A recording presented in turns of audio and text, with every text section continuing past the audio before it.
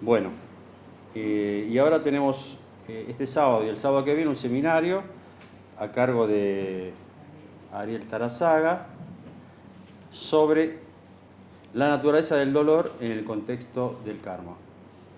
Gracias, Ariel. Gracias. Bueno, buenas noches. ¿Tienen frío? Yo sí. Me vine desabrigado esta vez. Bueno, veo caras conocidas. Creo que hay una buena cantidad de gente que estuvo en el seminario de karma. ¿Puede ser? En mayo. Porque justamente este tema en particular surgió como uno de los temas que tratamos muy por encima en ese momento. Gustó, lo propusimos, lo pidieron y bueno, acá está. No sé si vamos a poder hacer demasiado, pero 2 reuniones es suficiente como para tratarlo, por lo menos. ¿Por qué en el contexto de karma? Se puede preguntar, ¿no? Y bueno, nos va a interesar de alguna manera tratar un tema como el dolor, que no es un tema fácil, con el menor grado de subjetividad posible. No puede no ser subjetivo. Todos los temas que tratamos acá son de naturaleza subjetiva, pero el dolor, sobre todo, creo que es uno de los más difíciles e individuales. Entonces, el karma como marco formal nos permite desligarnos un poco de eso y tratar de vislumbrar a lo mejor un mecanismo o un trasfondo que no sea tan difícil de explicar o que nos dé más luz, por lo menos en alguna capa, ¿no? A mí me parece que karma en ese sentido es uno de los marcos formales más completos que podríamos tener para tratarlo. La idea es sobre todo aprovecharnos de la idea de ley. ¿Se acuerdan de lo que es una ley?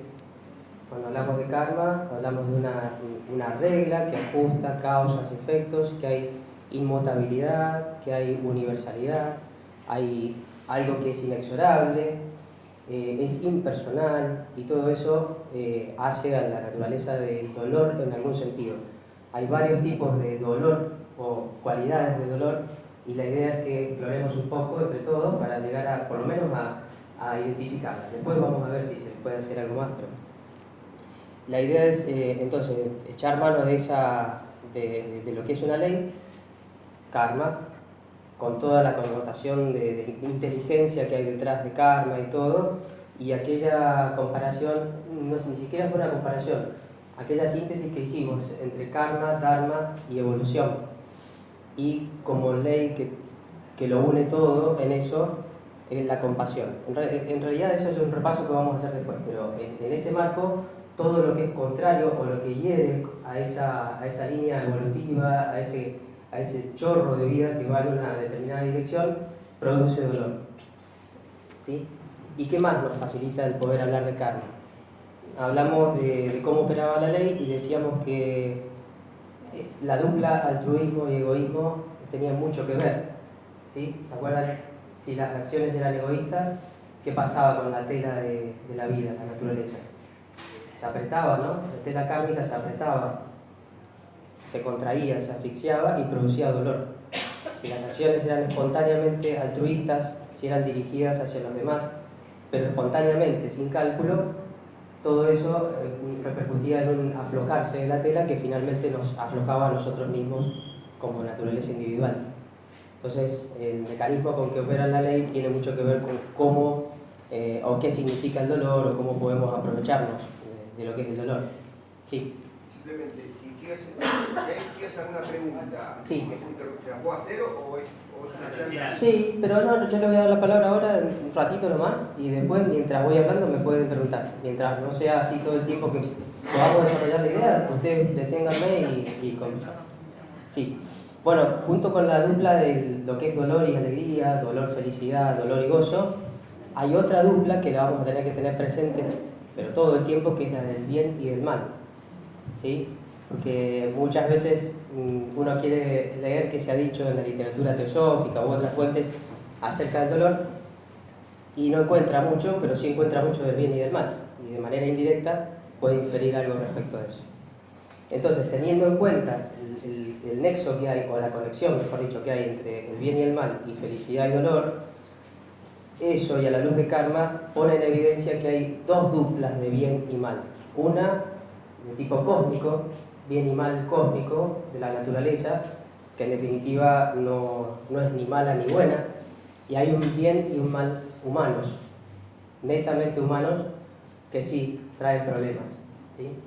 Eso también es algo que se ve cuando más o menos se entiende karma.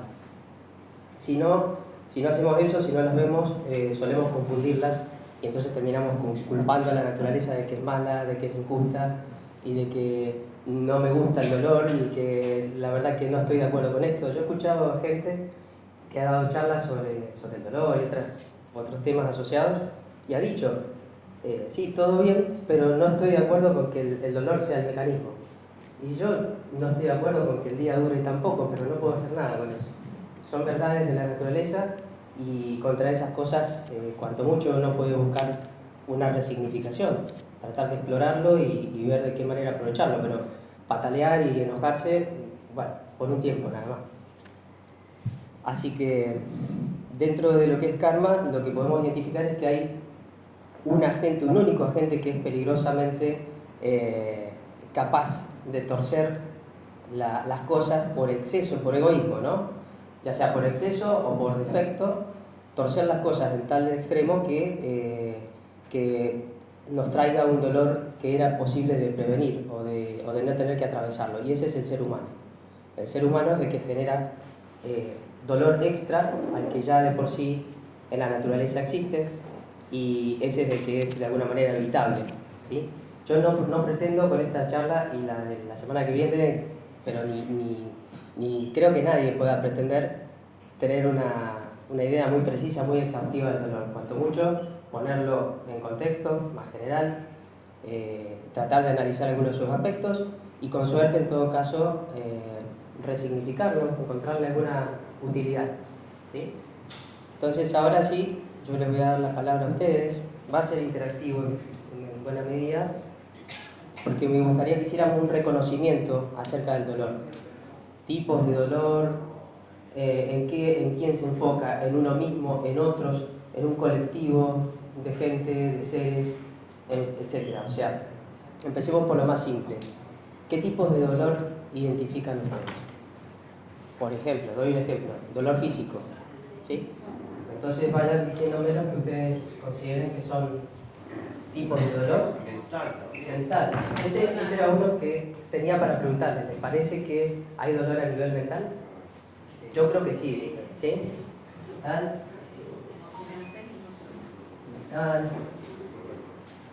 Emocional. Físico. ¿Qué más? A ver. Espiritual. Este es uno que vamos a tratar, bueno, en parte, no sé, yo lo asocio a esto, que es el de tipo existencial. Un dolor de tipo existencial. El hecho de existir simplemente ya implica un tipo de angustia o de tristeza, pero que visto en un sentido positivo es nuestro puntal para poder avanzar sin parar. No es malo. Está ahí, pero es lindo, es una nostalgia. Pero es un dolor. Es una búsqueda. Una búsqueda. Pero ¿qué otro tipo de dolor se identifica? A ver, otro tipo de dolor o situaciones. Por ejemplo, el amor duele, enamorarse duele. ¿Sí? Amor. No, el amor no duele. Amor personal. No, el amor no. No, lo que duele es el apego. Según qué amor. Muy bien. Amor. Con apego. Bien. Eso está bueno, ¿no? ¿Qué más? A ver. Dolor inventado, puede ser. ¿Dolor inventado? ¿Cómo sería eso? Y a veces. Entra en lo mental, claro. A veces uno vive sintiendo un dolor, no sabe de qué es, y se apega a eso y en realidad no es nada, simplemente es algo que inventó. Pero en cualquier aspecto, ¿no es cierto? Físico, emocional o qué? O físico, sobre todo. Más que nada físico. Pero ese sería más mental, casi, ¿no? Claro, eso lo dijo. Claro, sí. Sí, no lo había escuchado, perdón. Y por ejemplo, las situaciones de dolor, ¿tienen que ver con nosotros individualmente o pueden relacionarse con un colectivo, por ejemplo, de gente. Por ejemplo, si todo un país sufre algo, un accidente, algo, una catástrofe, nos duele a todos. Entonces, hay individual. Claro. Y colectivo. Y hay un dolor egoísta, se puede decir, y un dolor altruista. Es decir, nos pueden doler las cosas a nosotros o nos puede doler por el otro. Sí. Entonces, ego, altruista. Pero, perdona, cuando vos hablas de dolor, ¿hablas de sufrimiento? No, después vamos a caer en el sufrimiento. Parece que la dupla dolor-sufrimiento está bastante difundida. Dolor imaginario es el que mencionó él. Dolor inventado. Claro, claro. Podríamos decir que el dolor no existe en algún punto. Yo creo que existe algo que podemos llamar dolor, pero que se convierte en sufrimiento si caemos en una especie de apego porque no queremos que las cosas cambien. Eso desde el punto de vista de la naturaleza, ya vamos a llegar ahí. Pero después, si como seres humanos que tenemos la posibilidad de caer en un exceso o un defecto, porque tenemos una cuota de libre albedrío, si nosotros podemos hacer eso, podemos generar un dolor extra que ese sí se convierte en una especie de padecimiento o de sufrimiento que podía evitarse. Del que también se aprende, pero ese sí es evitable. El otro, no sé, crecer, dar a luz, cualquiera de esas cosas implica dolor en el fondo, pero no son malas ni buenas. Puede ser considerado un sufrimiento en la medida en que yo patalee y no quiera que las cosas sean así o cambien. Pero si eso se pudiera comprender, lo pudiéramos comprender, erradicaríamos eso como fuente de sufrimiento, me parece, por lo menos. Pero dolor, como estado de tensión intrínseco, creo que está siempre. Sería una aflicción. Aflicción, el caso... Un tema emocional y mental. Claro, esto de acá. ¿Sí? Aflicción. ¿Sí? Que es como un estado. Estado de tristeza. ¿Sí? Igual el sufrimiento es opcional, digamos. Claro, opcional en la medida en No se que... acontece, digamos, te puede caer, pero el sufrimiento es como uno resignifica eso. Claro, claro. Nosotros podemos elegir. Sí, ahí hasta, digamos que hasta cierto punto, porque por ahí somos conscientes de eso, pero no lo logramos. Bueno, Hay y a la práctica es claro, otra cuestión. un umbral muy alto y nos damos cuenta que podríamos operar de otra manera para no padecerlo, pero resulta que nos vencen las emociones de una manera que Y no ahí lo yo superamos. trabajo un poco también la aceptación y la confianza. Sí, sí. Y ahí es donde uno también tiene que tener compañía, ¿no? Y gente buena, tiene que estar rodeado de gente buena para poderlo atravesar. Sí, que... Alguien pregunta, si el dolor nos lleva a evolucionar y al despertar de la conciencia, entonces ¿por qué evitarlo? No, yo no digo que se puede evitar, digo que el que se puede evitar es el exceso que produce, el exceso de dolor que produce el exceso que comete el ser humano, ¿sí? Ahora vamos a ir a unos pasajes que rescaté de las cartas de los Mahatmas, en donde se considera el dolor como, al mal como un exceso del bien, ¿sí? Y en ese sentido es el ser humano que, como egoísta que es, exagera cosas que en la justa medida serían buenas. Esas cosas que exagera, ya sea porque las hace en exceso o las hace en defecto, nos traen un dolor extra que ese sí, obviamente que nos va a enseñar, pero siempre existe la posibilidad de evitarlo, porque no hace falta, de todas maneras se va desapareciendo en la medida que vamos aprendiendo. O sea que no es que es totalmente evitable, ¿no? Si yo tengo un dolor, para ver si me pasa el limpio yo para mí, tengo un dolor muy fuerte en el estómago. Sí. Me estoy retorciendo y digo, bueno, si a su vez pienso que eso puede ser una enfermedad grave, qué sé yo, y que hago una película, ahí estaría sufriendo un extra, digamos. Claro, por En ejemplo. cambio, si me aguanto el dolor, bueno, me lo voy a sentir igual, pero no tan grande, digamos. No tan grande, o vas a tratar de entender por qué viene el dolor ese. Si comes en exceso y te descomponés, pero vos sabés que pudiste haber parado antes y que comiste de más, y bueno, podías evitarlo, ¿no? Eso acarrea enfermedades, ese tipo de excesos o defectos a la larga en la humanidad se supone son la génesis de las enfermedades. No tiene nada que ver con el dolor intrínseco que existe en la naturaleza como el propio mecanismo de transformaciones. Si uno ve un documental de animales salvajes y ve la cadena de matanzas que hay ahí, y uno dice, ¡ay, qué dolor! No sé, no creo que sea así. ¿Es evitable eso? ¿Está mal? No, ni está mal ni está bien, pero no es evitable y tampoco es un dolor como el que acabas de mencionar vos, por un exceso o por un defecto que es producido únicamente por el ser humano. ¿Pero ese es un dolor de la naturaleza, la matanza? Es un estado de tensiones, por eso yo quiero quitarle el ropaje de dolor con emocionalidad. Es un dolor como dukkha, el dukkha del budismo, que lo vamos a tratar después. Es tensión, porque las cosas son finitas y están sujetas a transitoriedad, duelen o están tensas, no están como en la infinitud, expandidas y completamente en visión de la totalidad. Están confinadas, están doliendo entre comillas. El solo hecho de existir implica eso, de alguna manera.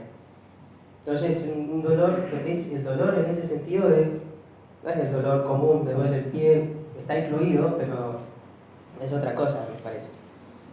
¿Ustedes cómo relacionarían dolor o placer, digamos, con bien y mal? ¿Cómo lo relacionarían, perdón? ¿Cómo les parece que se relacionan con la idea de bien y de mal? ¿Les parece que se relacionan? Cuando uno acepta que el vacío no es pérdida o falta, ¿no? Ajá. Aceptación, decimos. Aceptación, pero porque uno no se queda con apego Claro. al vacío, o a la supuesta pérdida. A la supuesta pérdida, claro. O cuando acepta que las cosas que son impermanentes no tienen por qué ser permanentes. Pero eso decirlo, y más cuando uno está tranquilo, cuando las cosas están doliendo, por eso les digo que es un tema difícil. Cuando hay dolor, por ahí es el mejor momento de hablar sobre el dolor, pero es el peor también para poderlo decir, porque no sale nada. En cambio, uno habla medio en abstracto, en base a las experiencias, pero está hablando con frialdad. Cuando nos está doliendo todo, se nos queman los libros y nada, se termina aprendiendo después. Y me parece que recién ahí, entonces, uno tiene un poquitito más de fuerza para el siguiente embate y para entenderlo mejor, pero va a volver a sufrir y no va a poder decir nada, y cuando pase eso va a salir mejor todavía, más preparado. Siempre a posteriori, creo que es así el mecanismo. ¿Alguien? Sí, allá. Puede ser que el dolor tiene una forma de transmutarse mediante la sabiduría que se obtiene de la experiencia en la prueba y error de algo que se vive, o se obtiene un conocimiento quizás mediante ese sufrimiento, pero después en la superación que lleva un tiempo te permite saber eso para otro momento o para analizarlo de una forma más quizás no tanto ni positiva ni negativa, sino más neutral. Sí. Ese es el aprovechamiento útil del dolor. Una dualidad que tiene el dolor y la severidad. Claro. Sí, al final les quiero mencionar algunos pasajes de la señora Nivesan que se enfocó más bien en eso, en los aspectos positivos del dolor. Porque vamos a mencionar algunos tipos de dolor, un par de pasajes por ahí. Y Annie Besant, ella hizo mucho foco en, me gusta mucho por eso. O sea, hay algunas cositas que rescato como perlitas de Annie Besant, y en este caso es una, y ella miraba el dolor del lado de cómo lo aprovechó, ¿no? Cómo lo aprovecha el alma, cómo lo aprovecha el ser, la persona que trascendió cierto tipo de egoísmo personal. Y lo vamos a tocar eso, pero sí, es un instrumento de desarrollo interno, digamos, el dolor. Bien, ¿con el bien y el mal se les ocurrió alguna cosa? El bien da placer, el mal da dolor. Bien y mal humanos, el bien y el mal cósmicos. A ver, bien y mal cósmicos, cuando digo bien y mal cósmicos hablo de la naturaleza que construye y destruye cosas, ¿no? No es ni bueno ni malo. Cuando hablo del bien y el mal humano, hablo de la cuota extra que agrega el ser humano, porque puede elegir un poquito, puede correrse de lo óptimo y puede generar problemas extra, digamos. Eso trae problemas después. Entonces, tener presente esas dos duplas, pero además cómo se asociaría o cómo se vincula muy vagamente bien y mal con alegría y con dolor. bien, alegría, mal, dolor, ¿no? Por lo menos esa conexión primaria. Después tiene infinitas sutilezas, pero porque vamos a leer pasajes sobre el bien y el mal para poder inferir desde allí algo respecto al dolor. ¿Sí?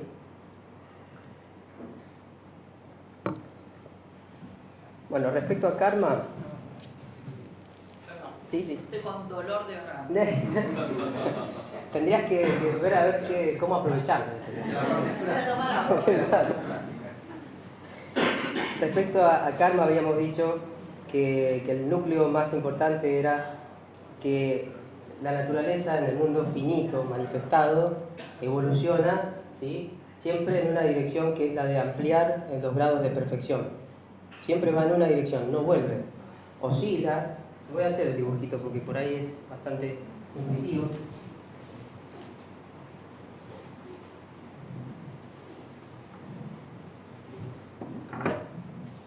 Les había hecho en mayo este dibujito, el tiempo, la evolución, y les había hecho unas ondulaciones así, ¿sí? Y les había dicho que estas ondulaciones así eran karma, que la línea central era dharma, y que todo junto, todo en conjunto, es lo que podemos ver como evolución. O sea, tres aspectos de una única cosa, que es cómo se mueve la vida. Y se mueve en una dirección, no en otra. Y esa dirección es hacia mayor amplitud de conciencia, mayor perfección. Hay muchas metáforas para decirlo, porque de hecho no sé si se pueda decir de otra manera. Creo que no.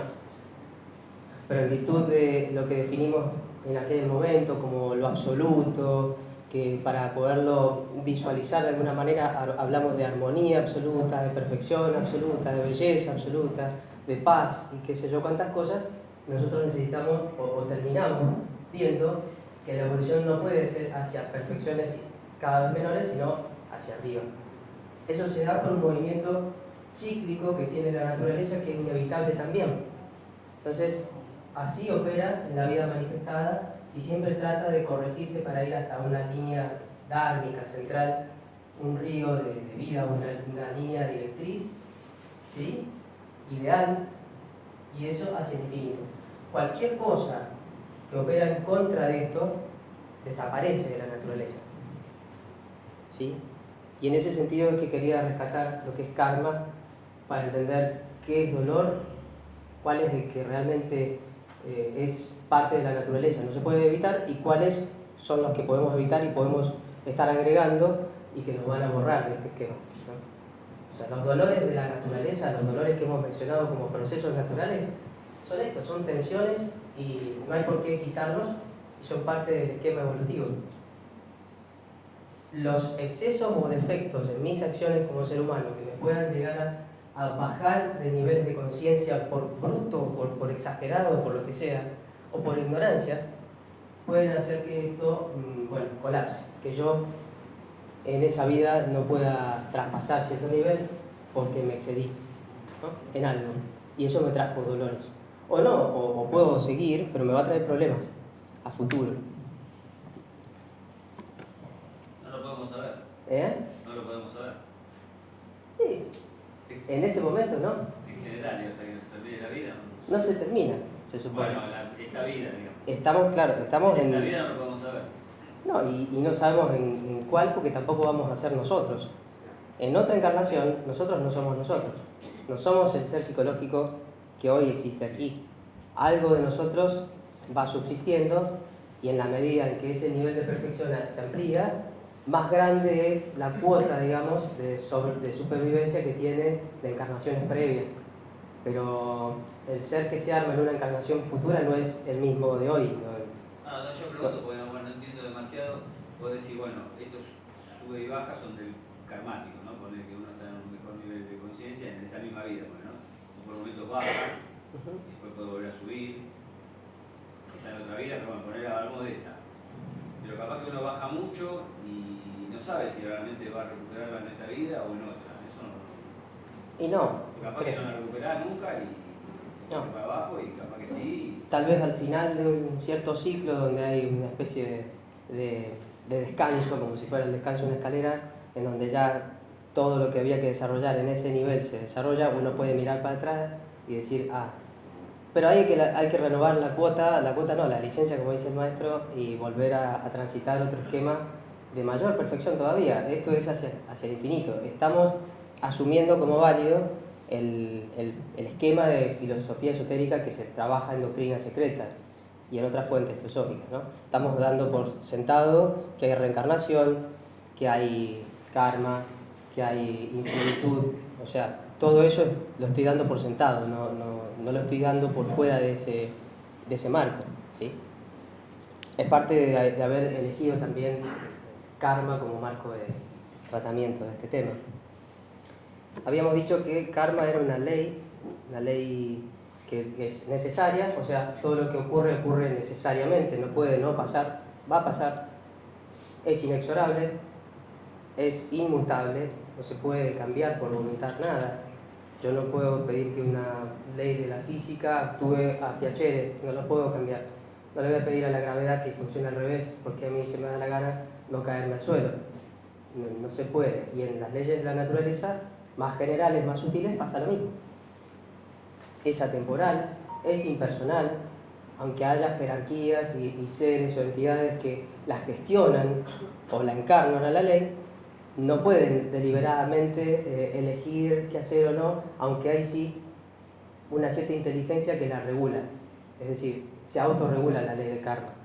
No va a poner sobre toda o cualquier unidad de vida, no va a poner toda la presión que pudiera poner si ve que se va a reventar y que la puede preservar dándole un poquito menos, ¿no? Es como que está retroalimentada la ley de karma, ¿no? Nadie va a cargar una cruz más grande que la que puede sostener. No me acuerdo cómo dice el pasaje por ahí, pero tiene que ver un poco con eso.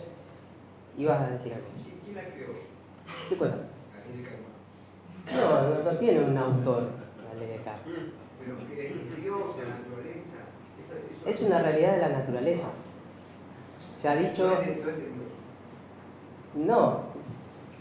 No está planteado como un algo dado por una divinidad. La ley de karma está planteada como una realidad de la naturaleza. Muchas culturas la han expresado de diferentes maneras, le han llamado de diferentes formas, la han personificado y demás, pero no como algo heredado de un Dios divino, extracósmico, que vino y la trajo y la insertó acá. Porque justamente a eso quería llegar. La ley de karma es uno de los aspectos de lo que es la vida total. La vida entera en sí misma tiene un aspecto de inteligencia, que es lo que llamamos karma, pero no es otra cosa, no es la vida, Dios allá y karma acá, actuando acá puntualmente. Karma es la naturaleza entera. Son preguntas muy básicas las que yo... No, pero está bien, porque disparan... Que está un poco relacionada con la que hizo él, que digo que sea básica. Sí. No, quizás también le vuelvo a repreguntar. Él dijo quién la creó. Bueno, es una pregunta muy complicada. ¿Cuándo se creó? ¿Cómo se creó? Atemporal. Es atemporal. Es atemporal, no tiene un inicio y un fin. ¿Quién pusieron el conocimiento? En algún momento empezó el conocimiento. Nosotros no tenemos un registro exacto de eso porque toda la humanidad, desde que haya habido humanidad, se conoce por observación. Esto es lo mismo que... las personas... ¿Quién descubrió que hay día y noche? ¿Quién? La primera persona que existió y tuvo conciencia de que había una ciclicidad. Pero alguien tomó todo eso que es de la naturaleza y lo pasó oralmente, Muchos lo han hecho eso, en no, muchas culturas. Lo pusieron en contexto, lo escribieron, lo armaron. Sí. O sea, eso Pero sí, yo no tengo... No sé se puede si decir como la Biblia que se creó en tal año. No. Es algo Se puede decir, atemporal. en tal cultura la expresaron de esta forma, en tal época, en tal otra cultura, de otra época, y así. Perfecto. O hay archivos arcaicos, por ejemplo, las bases donde bebe Doctrina Secreta, que se supone que es un libro muy especial, el libro de Xian, que tiene una serie de estancias, y HPV, la señora Blavatsky, los puso en lenguajes europeos y los comentó, pero no se sabe ni siquiera qué fecha tienen. No hay una primera expresión o codificación de karma, ¿no? Es como tratar de decir quién descubrió el día y la noche, ¿no? Desde que existe la humanidad. Pero, perdón, ya termino. Sí. Cambia mucho el estudio del cómo ven el karma algunas culturas y cómo lo ven otras. Y sí. Por ejemplo, a la luz de Doctrina Secreta uno lo que tiene es una cierta sistematicidad y elementos que permiten que lo vea con más formalidad, ¿no? Más como una ley, lo puede entender como una ley, y no como personajes, puede quitarle el ropaje subjetivo en buena parte. Pero depende, qué sé yo. Otras personas tienen más apetitos por las alegorías y esto les va a resultar un poco duro, o no llega tanto, depende. Eso depende de la persona.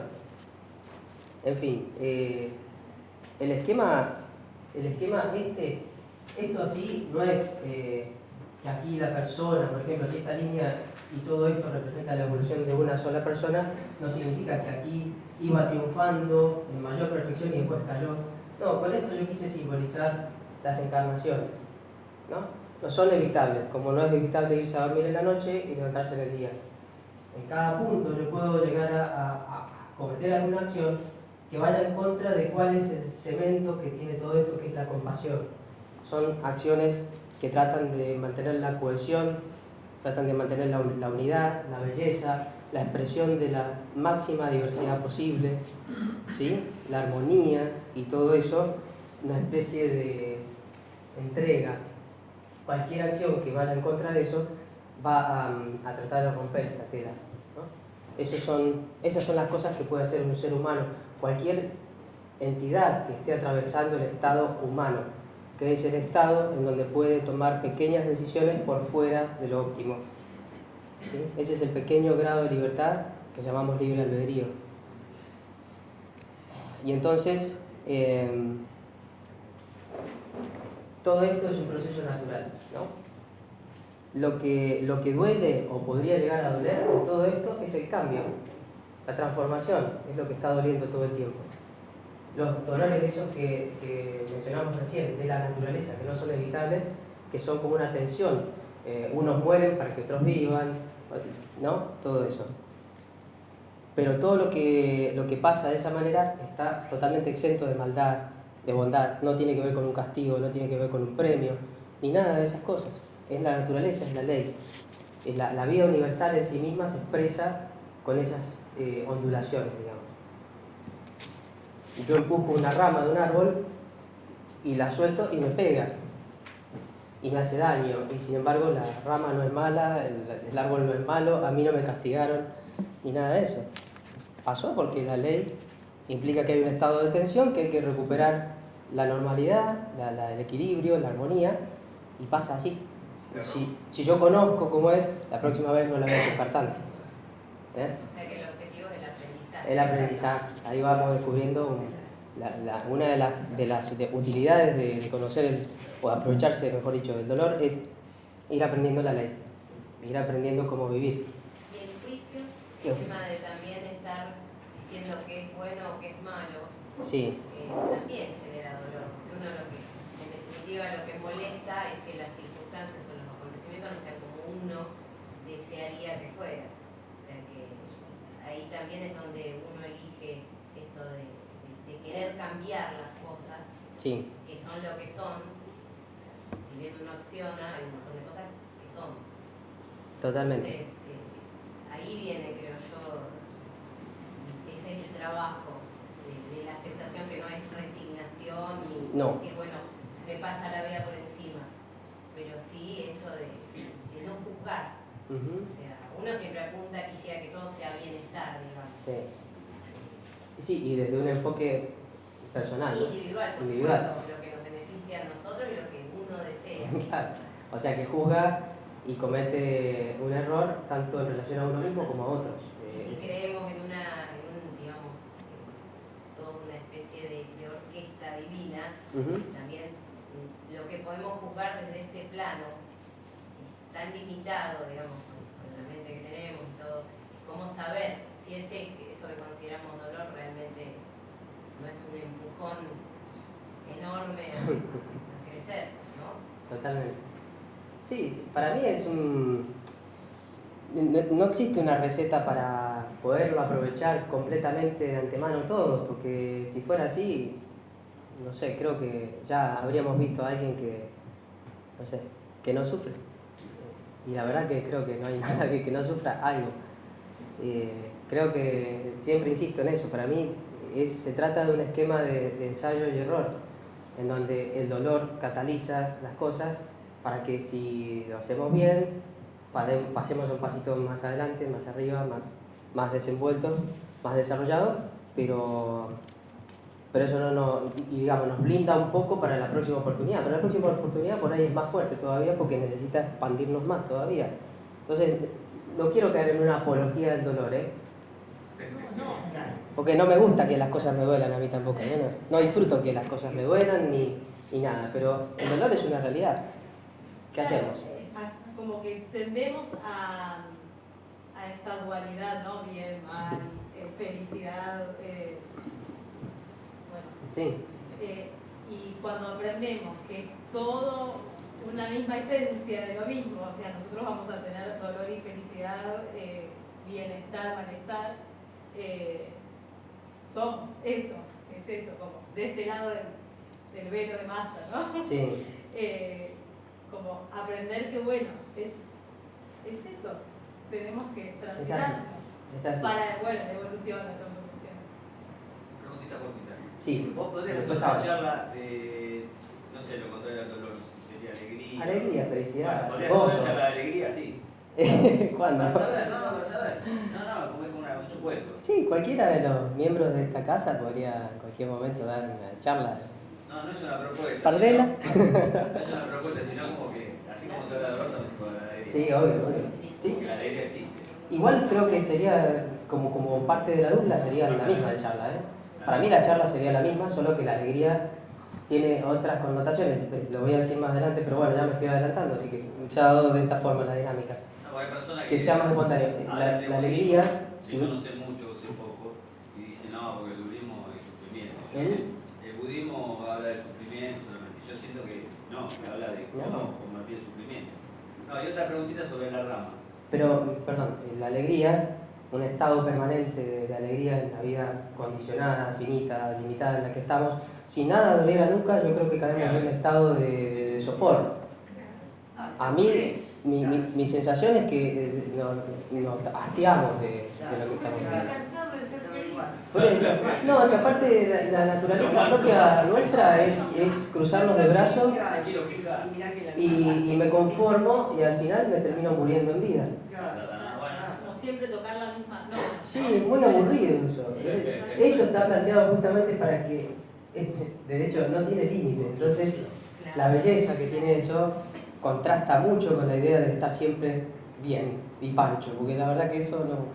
El tema también es la felicidad, es esperada, digamos, desde algo externo, porque estamos hablando de que se nos acontezcan un montón de cosas que a nosotros nos cierren y nos produzcan la felicidad, cuando en realidad debería ser interna. Algo que la felicidad no tendría que estar condicionada por lo externo.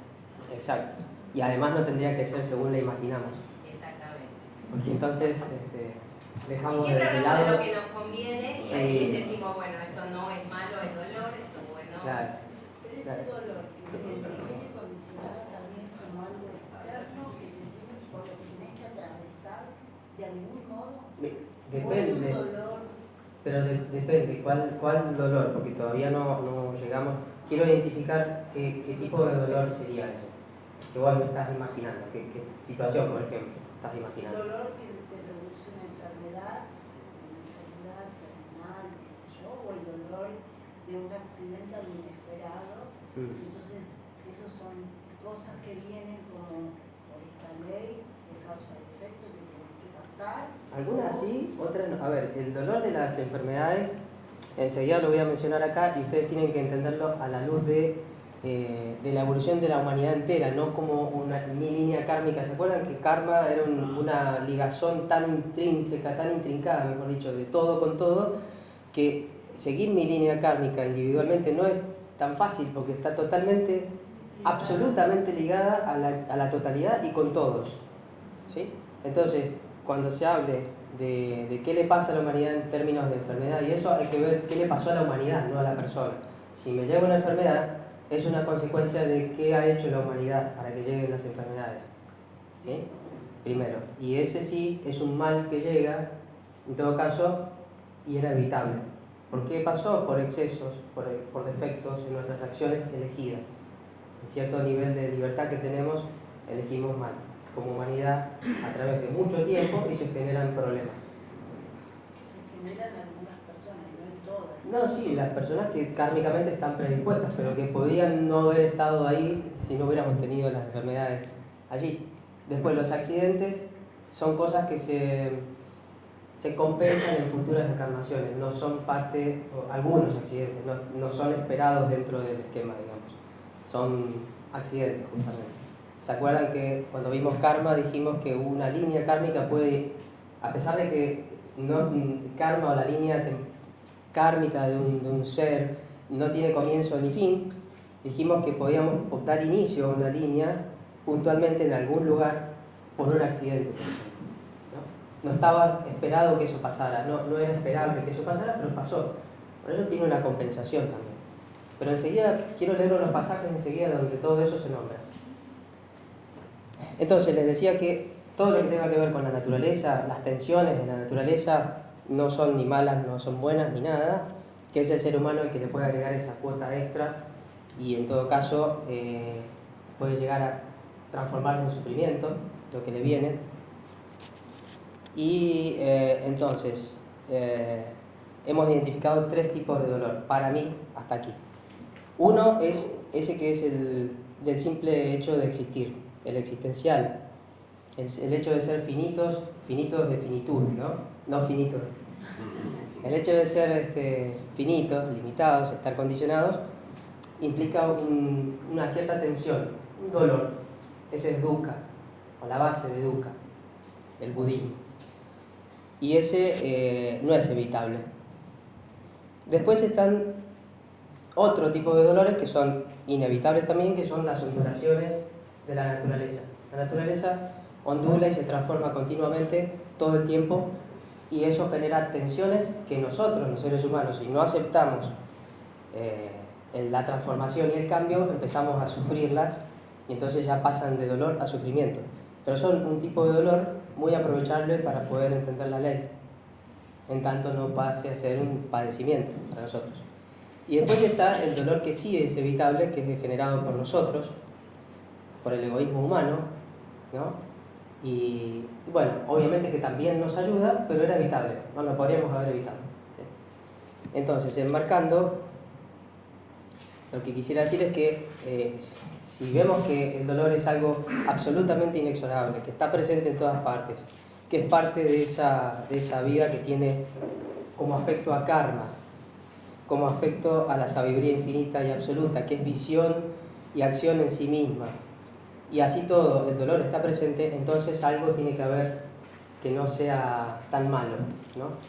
Algo debe haberse, se nos debe escapar cuando decimos que no nos gusta o no nos cae bien, y seguramente que se puede aprovechar. Debe haber alguna razón de ser del dolor, quiero decir. Lo tenemos que meditar cada vez que pasamos por situaciones difíciles. ¿Algún valor debe tener? Sí, para mí sí, porque está presente en todos lados. A ver, no hay nadie a quien le guste ningún tipo de dolor, y no hay nadie que no atraviese todo tipo de dolores. ¿Conocen a alguien o algún lugar del planeta en donde no exista un tipo de dolor? ¿O alguna situación, aunque sea ideal, que sea real, además? Yo creo que no. Pero bueno, esa es mi forma de pensarlo. Las que no tienen dolor son las plantas. ¿Por qué? ¿Por qué no tendrían dolor? Porque digo yo, ¿no? Porque piensan. Pero no hace falta pensar para sentir dolor, me parece. Hay que sentir, no pensar. Claro. Por ejemplo, un animal que se come a otro animal, ¿vos crees que ese segundo animal no tiene dolor físico? Sí, los animales. Y bueno, y no hace falta que esté pensando. Yo creo que no, que se trata de perder la individualidad, perder el status quo, perder el momento o no aceptar la transformación, eso ya es dolor. No sé si eso explica un poco, o si tiene que ver con tu pregunta. ¿Sí? Sí, está claro. No, para mí, la mente, el pensar te hace sentir dolor, o no, pero bueno, por eso que no es necesario pensar. No, en el ejemplo que me diste vos, repetilo, a ver, recapitula. Las plantas no tienen dolor porque no piensan.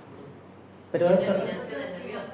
claro, pero ahí estás pensando en el dolor físico, pero habíamos dicho que había muchos tipos de dolor. Y en la totalidad que compone una planta, yo no sé si hay otros lugares donde funcionan tensiones que para ese ser que es la planta no se ha entendido como un dolor, no como el dolor físico y humano. Pero por eso hablo de dolor como estado de tensiones. Estoy tratando de llevarlo a una naturaleza más genérica. No sé si quiero sacarle el tinte emocional y humano, porque si no, la palabra dolor, en el sentido de la naturaleza. En el sentido dolor físico, porque si Sí. la cortan o la queman, siente. Sí, pero sin la connotación de dolor humano. No tiene por qué. Otra cosa. No, dolor en la naturaleza es cambio, transformación, quiebre, ruptura, tensiones, pero no entendido como el dolor y la emoción que a mí me produce el dolor, desagradable. No es eso, sino a eso me refiero. ¿Por qué no considerar que también hay dolor de algún tipo, no? Ese que es inevitable, pero que tiene que ver con el proceso natural. Puede ser que estarías entrando más en el plano metafísico de ver las cosas en cuanto a la energía. Sí. Una planta no puede expresarse, pero se puede percibir quizás en la parte que uno ve o en la parte energética o espiritual lo que siente. Y a veces las personas incluso también no pueden expresar por lo que les pasa, pero por dentro o en esas capas externas, etéricas, pneumáticas y demás, se puede observar o apreciar o sentir o percibir Sí, estamos tratando de hablar de dolor en todos los niveles. ¿Sí? La mentira y la verdad implican también un dolor. La mentira y la verdad, al superar una mentira o atravesarla hasta obtener la verdad, implican un dolor que después concede quizás la alegría de saber de qué consistía o Sí, superaste otra vez. y esos son dolores humanos ya, ¿eh? Los pondría en la categoría de mentales. Pero ahí está el macrocosmos y el microcosmos. Son lo mismo. En definitiva son lo mismo. Lo que digamos a nivel macrocósmico lo podemos decir a nivel microcósmico, en tanto tengamos presente el agregado que le pone el ser humano cuando elige libremente y se sale, digamos, que a su vez es una, no me gusta la palabra bendición, pero digamos que el libre albedrío en el ser humano, y eso lo tratamos cuando hablábamos de karma, es un arma de doble filo, es un problema porque genera todas estas cosas, pero después todas esas cosas nos hacen aprender, y por otro lado, gracias a que existe en cada esquema evolutivo el estado humano donde se puede elegir, por lo menos dentro de ciertos límites, muy poquitito, toda la naturaleza se expresa sin rigidez y expresa la gran variedad, la máxima variedad posible, gracias a tener ese pequeño grado de libertad que es la humanidad. Si no la tuviera sería un esquema rígido, fijo, que si viene mal trazado, revienta, ¿no? Y sería bastante aburrido y tonto.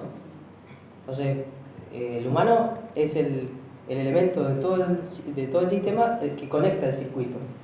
Y es muy particular porque es la razón de ser de todo, no el ser humano de esta tierra, la humanidad en su sentido más genérico. La razón de ser de todo, pero también el generador de los problemas necesarios para que todo exista. Es comprender eso. Bueno, les voy a nombrar a leer algunas definiciones de dolor. Tengan presente lo que hablamos al comienzo sobre bien y mal, dolor y alegría o dolor y gozo, ¿no? Yo consulté varias fuentes, traje mis favoritas porque no tenemos mucho tiempo. La idea de la reunión de hoy es por lo menos tratar de explorar todo lo que estamos haciendo y por ahí la semana que viene hacemos algún detalle más, algún cierre, pero como les dije, y a lo mejor alcanzamos a resignificarlo, pero por lo menos lo hemos explorado. Una idea precisísima y exhaustiva de lo que es dolor, yo no la tengo, estoy aprendiendo. Así que Por ejemplo, les voy a leer unos pasajes de unas cartas de unos maestros de sabiduría que están vinculados con la Sociedad Teosófica de la Fundación. Y hay un pasaje que dice así. Bueno, ellos no le asignan al mal una entidad en sí misma. El mal no es un Dios malo enfrentado con un Dios bueno, ¿no? No tiene una entidad. Dice así, el mal no tiene existencia per se. No es más que la ausencia del bien y existe, esto es importante, existe solo para aquel que se transforma en su víctima. Y no más que el bien no es una causa independiente en la naturaleza con N mayúscula. O sea, este dolor de que está hablando en esta parte, el dolor que viene por este tipo de mal en la asociación, es el que produce el egoísmo humano. ¿Sí? Perdón, no es el que está producido por el egoísmo humano, es el de la naturaleza, no es ni malo ni bueno, es la dupla que crea y destruye siempre yendo hacia una mayor y mayor y mayor perfección. Pero bueno, existe, dice, para aquel que se transforma en su víctima. Yo diría, existe como mal para aquel que no acepta el cambio y pretende la permanencia de lo que es impermanente. ¿Sí? O sea, las transformaciones de la naturaleza las terminamos viendo como un mal y algo que me produce dolor en la medida que no acepte que las cosas cambien. Si yo me aferro, ¿no? El amor con apego, todo eso produce un dolor que era evitable. Nos hubiera dejado de aprender, pero lo transformamos en un sufrimiento porque lo queremos anclar, algo que no se puede anclar. Pero acá está hablando del dolor en el sentido macrocósmico o, si se quiere, metafísico, ¿sí? Después, según esos mismos maestros, el sufrimiento producido por causas naturales, bueno, no puede ser considerado como un mal en sí mismo, ¿no? Dice, la naturaleza carece de bondad o de maldad. Ella sigue solamente leyes inmutables, tanto cuando prodiga vida y alegría como cuando envía sufrimiento y muerte y destruye lo que ha creado. La naturaleza tiene un antídoto para cada veneno y sus leyes una recompensa para cada sufrimiento.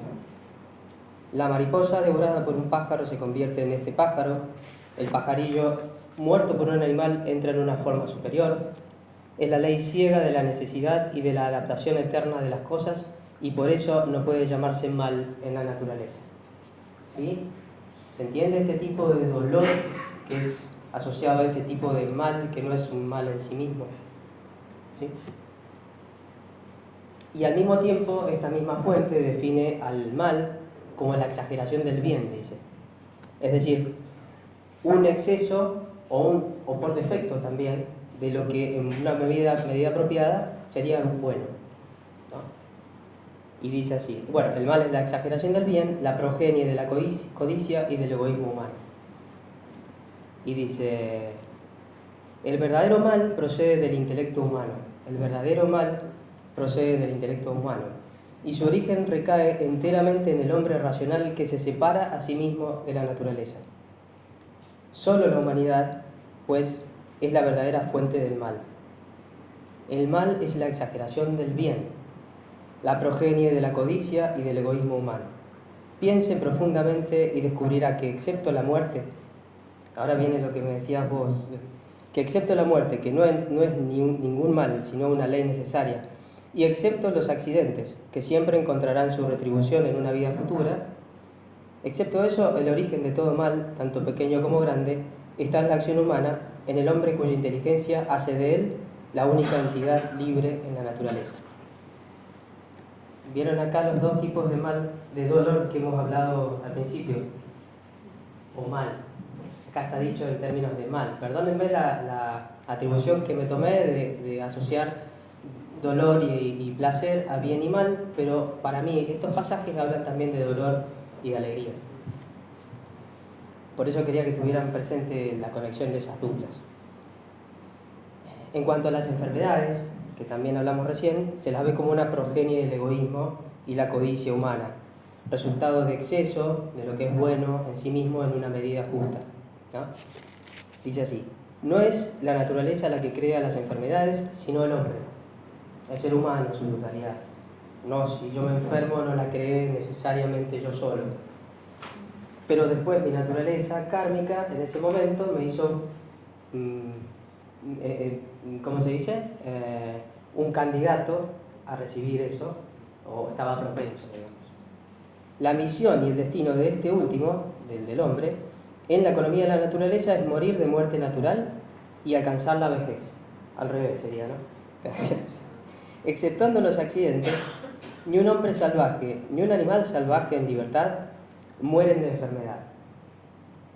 La alimentación, las relaciones sexuales, beber, todos son necesidades naturales de la vida. Sin embargo, el exceso de ellas conduce a la enfermedad, la miseria, el sufrimiento mental y físico, y todo ello es transmitido como los mayores azotes a las generaciones venideras, la progenie de los culpables. La ambición, el deseo de asegurar la felicidad y el bienestar de los que amamos, consiguiendo honores y riquezas, son sentimientos naturales muy loables, dice este maestro. Pero cuando estos transforman al hombre en un ególatra egoísta, ambicioso, cruel y miserable, acarrean indecible sufrimiento a los que les rodean, a las naciones, así como a los individuos. Yo me acordaba de Anakin, ¿se acuerdan de Anakin en la Guerra de las Galaxias? ¿Sí? Que él quiere salvar a su pareja y a su madre. Él en sueños ve que van a morir y se acerca al lado oscuro porque del lado oscuro le prometen artes que le van a permitir salvarlos de la muerte. Entonces, son sentimientos muy loables, pero exageró el bien y pasó del otro lado. Se trajo un problemón encima. Exageró el bien en ese sentido. Todo esto, pues, la alimentación, la riqueza, la ambición y otras mil cosas imposibles de enumerar, se convierten en el origen y en la causa del mal, tanto por exceso como por defecto. Hacer de menos también está mal, o también va a traer problemas, digamos, no es que esté mal, no es pecado, está trayendo problemas a futuro. Conviértase en un glotón, dice, en un libertino, en un tirano, y se convertirá en el iniciador de enfermedades, de sufrimiento y de miseria humanos. A falta de todo esto, por defecto, si usted pasa apuros, se le despreciará como un don nadie y la mayoría de la gente, sus semejantes, le harán sentir desdichado toda su vida. En fin, después, por último, esta fuente dice que al menos un tercio del problema del mal, por lo menos del mal o el dolor netamente humano, podría erradicarse si se erradicaran los excesos y los defectos. Dice, por lo tanto, no hay que culpar ni a una deidad imaginaria ni a la naturaleza, sino a la condición humana envilecida por el egoísmo. Piense bien en estas pocas palabras, desentrañe cada causa de mal que usted pueda imaginar y sígala hasta su origen y habrá resuelto una tercera parte del problema del mal.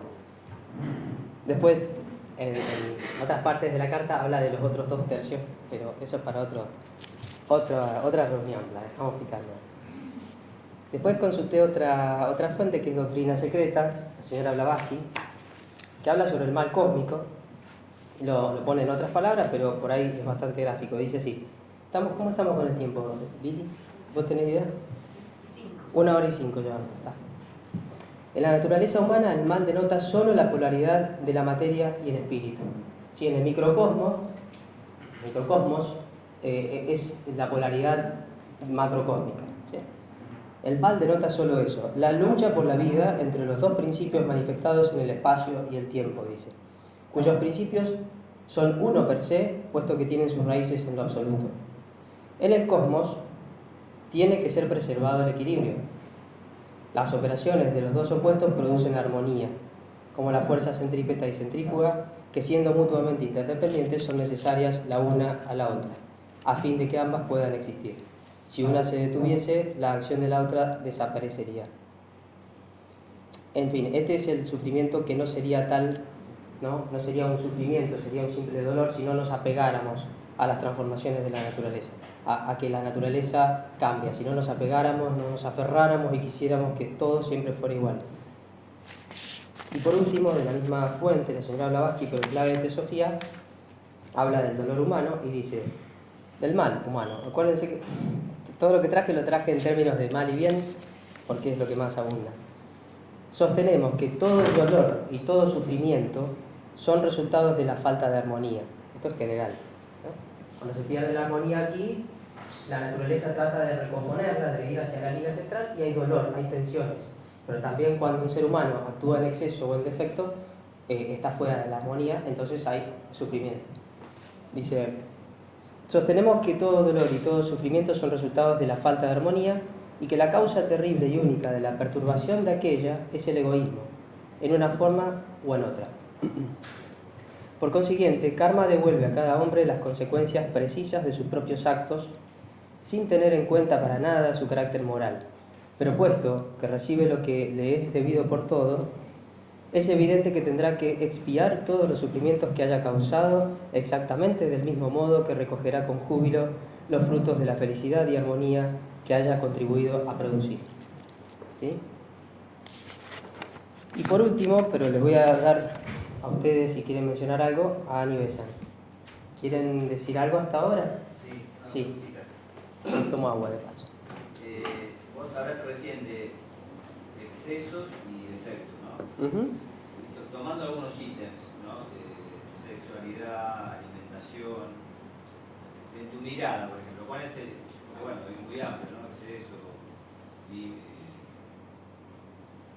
término medio, exageración. Por ejemplo, lo sexual, ¿qué sería? ¿O exceso? Es muy personal eso, porque depende de cada uno. Está bien, pero ¿cómo lo definimos? Término medio, diría. Y eso lo aprendemos cada uno de acuerdo a cada uno. Puede haber alguien que te dice, puede haber un extremo, alguien que dice, no, sé serio, qué sé yo. ¿No? Eso es un extremo. Para determinar las naturalezas. Bueno. Porque puede haber alguien que diga, bueno, no, el sexo o el matrimonio. Otro te dice, no, el sexo con una pareja formal. Bueno, esto es lo que yo estoy diciendo, quizás pienso yo, ¿no? Sí, pero, está bueno. Vos que estás dando la charla. Y bueno, hacete cargo. No, está bien que todo es muy personal. Vos mirás, la alimentación y el exceso y el defecto. Y alguien dice, bueno, yo te puedo decir, no, para mí comer carne es un exceso, ¿no? Yo que soy vegetariano, comer carne es un exceso, aunque a veces como galletitas de chocolate que tienen, que yo, grasa bovina, que yo, ¿no? Bueno. Otro te puede decir, no, comer sano es comerte un churrasco con una ensalada, ¿viste? Un churrasco, pero ¿viste? Con un poquito de sangre, ¿viste? Que a mí me gusta jugoso, y con unas buenas papas, que yo, y después que yo, bueno, eso para eso es sano, eso puede ser, para otro un exceso. No sé, digo. Cada uno sabe cuál es el punto medio de cada uno. De hecho, nuevamente, como dije hace un rato, para mí, pero el que no tiene la teosofía te va a pedir que hagas un autodescubrimiento, justamente. Te va a impulsar o te va a exhortar a que vos te estudies y descubras tus límites, tus extremos posibles. Podemos decir, ¿quién tiene la vara que vive el bien y el mal? Nadie. Yo no puedo decir nada de otra persona porque no conozco todo el bagaje interno que tiene y por qué es como es y por qué le toca pasar por lo que tiene que pasar. Puedo juzgarlo, pero puedo caer en errores seguros. Bueno, esto que decía recién, te induce a indagar y a... Sí, la teosofía en general y de paso la sociedad teosófica como institución que habla de estas cosas nunca te van a decir lo que tenés que hacer. En todo caso te van a invitar a que lo medites individualmente, colectivamente, pero no te puede decir, porque si no sería un culto. ¿Sí? Te diría, hay que comportarse así, así, así. Y la verdad, cada uno es un mundo, ¿no? Diferente. ¿Qué tal el camino del medio, Rubén? Claro. Ahí me pidió alto. Yo puedo elevar, sí. Ahí, primero Esteban, después Manuel.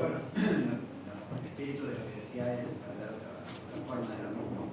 Como que, por ejemplo, la comida, si no la comes, te hace mal. Bueno, si comes lo justo, te vas a sentir bien y no te vas a enfermar una cantidad de cosas. Pero si comes demasiado cosas que no debes comer, te vas a enfermar. O sea que el exceso de algo que en principio sería bueno, se convierte en algo malo. Porque comer no es ni bueno ni malo, sino según qué comas y cuánto comas, va a hacer que te enfermes o que te sanes.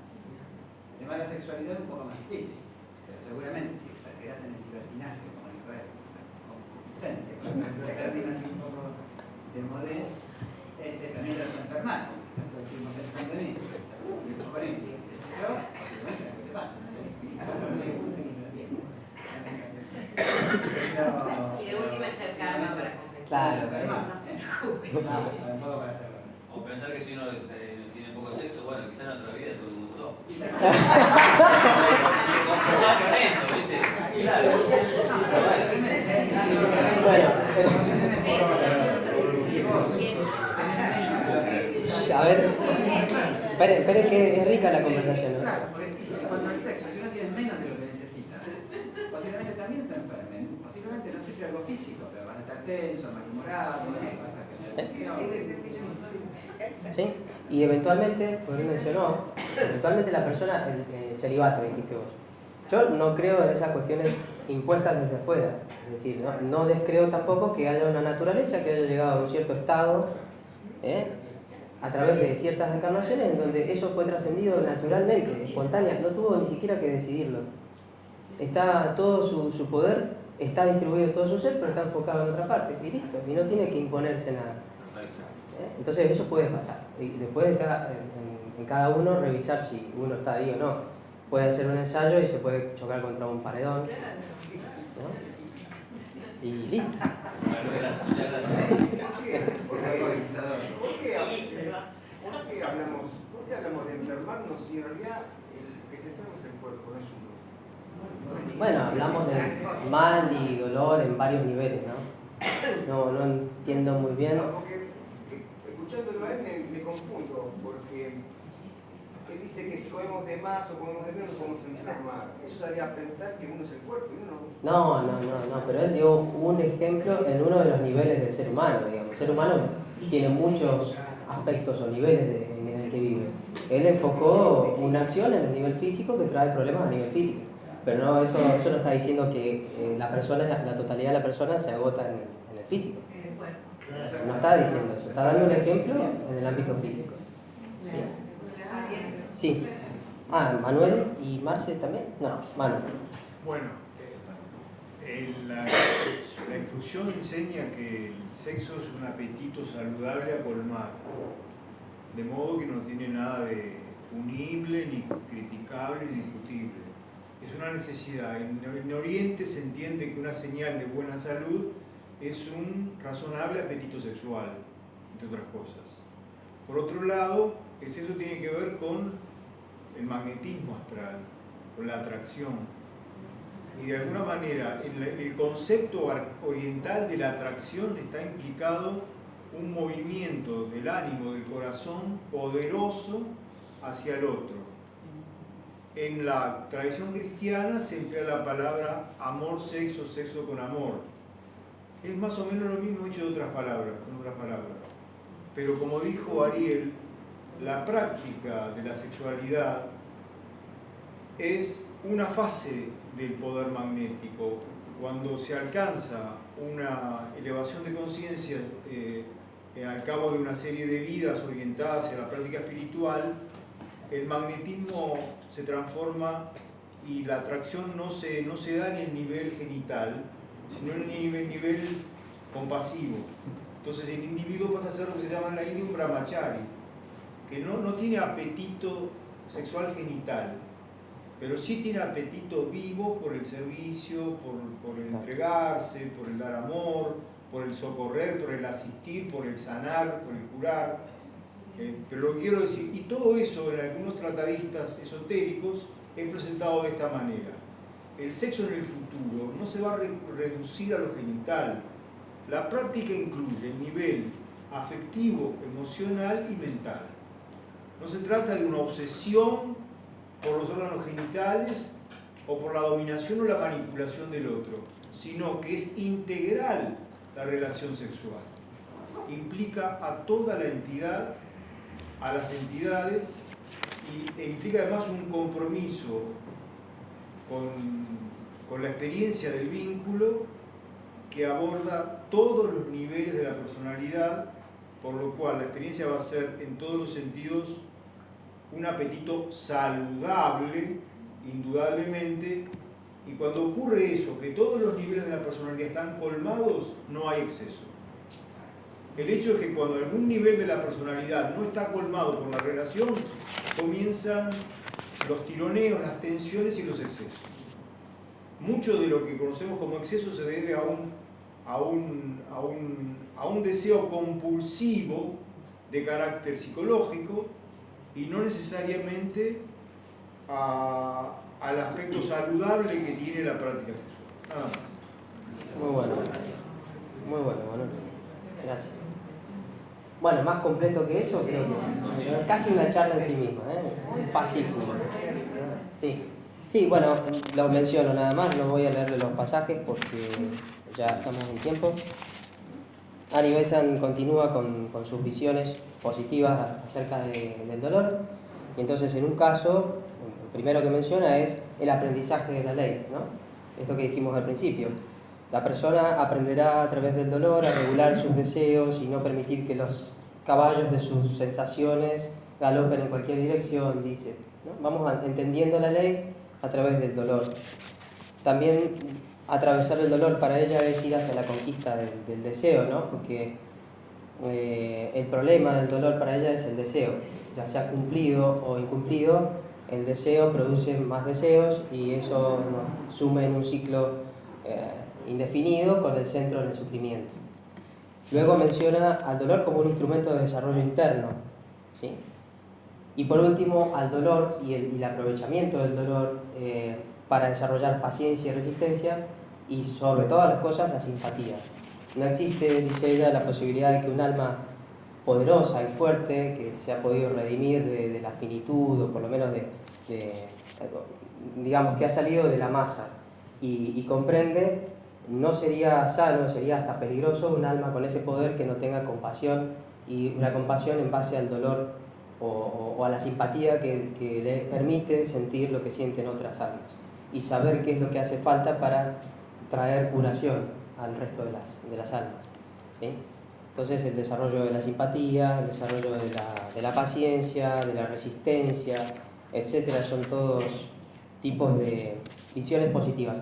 Otra cosa que quería mencionar es de la voz del silencio, otra utilidad, porque el dolor es un tipo de sensación, hay muchas sensaciones. En la voz del silencio hay un pasaje que bastante célebre, que lo conocemos y lo mencionamos mucho, y que es que las sensaciones son los rudos despertadores de Ahamkara, dice. Ahamkara es el sentido de yo, el centro de conciencia. Entonces, las sensaciones, en ausencia de ellas, no habría la formación de un centro de conciencia. Entre esas sensaciones está el dolor también. Las sensaciones dolorosas forman parte.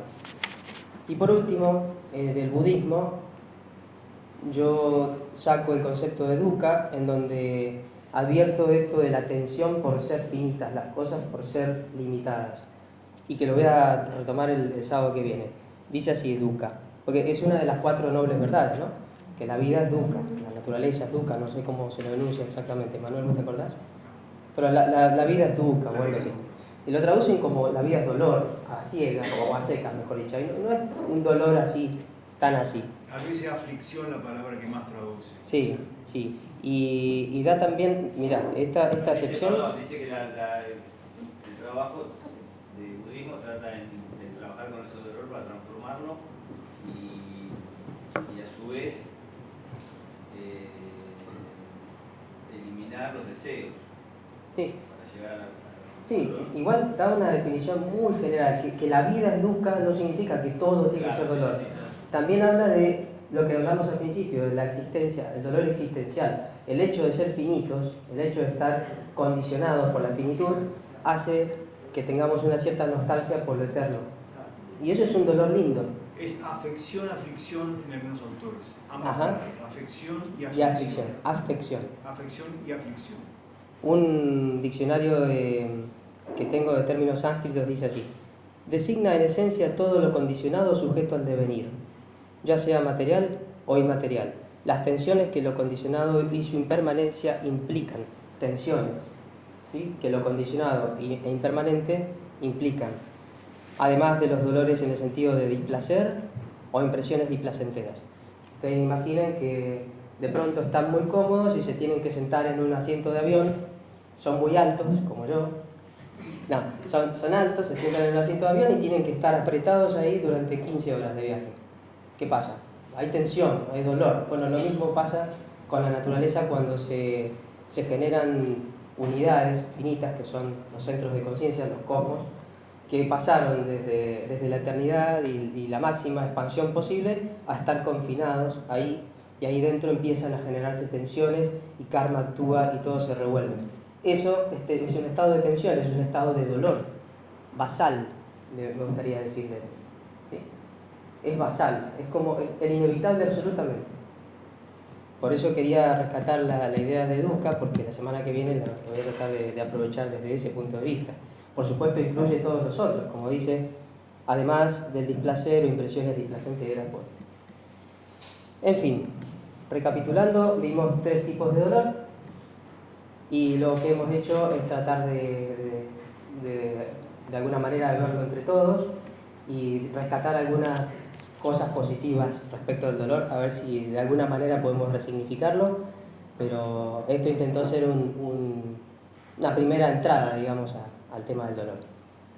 Yo les agradezco mucho y perdonen que ha sido un poco extenso. Gracias.